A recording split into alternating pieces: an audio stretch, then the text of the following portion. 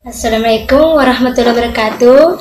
Perkenalkan, nama saya Riska, asal dari Kabupaten Sidrap, Sulawesi Selatan. Kali ini saya membawakan lagu yang berjudul Payung Hitam.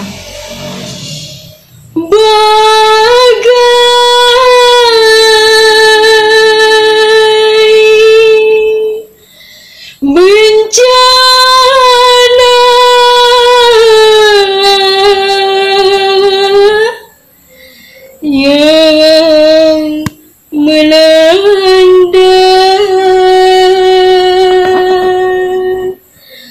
setelah ku dengar keputusanmu.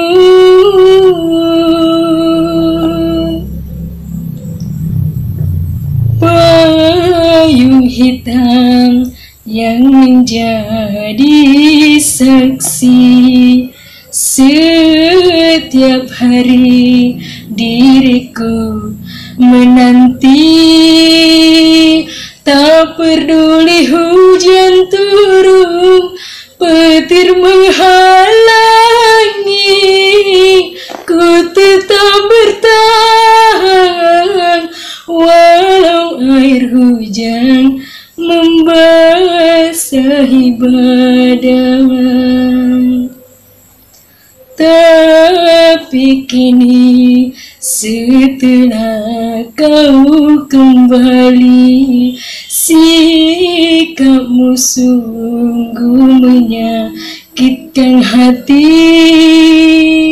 Mengapa baru sekarang aku kau banding-bandingkan dengan wanita yang baru kau cinta?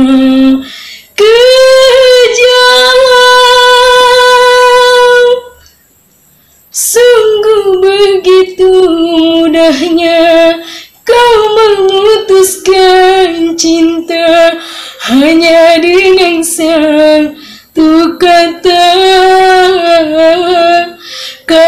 maaf saja, walaupun cuma 2 gram cincin yang engkau ikatkan, tapi nantinya diriku akan jadi hinaan, akan jadi cemoohan, ocehan orang.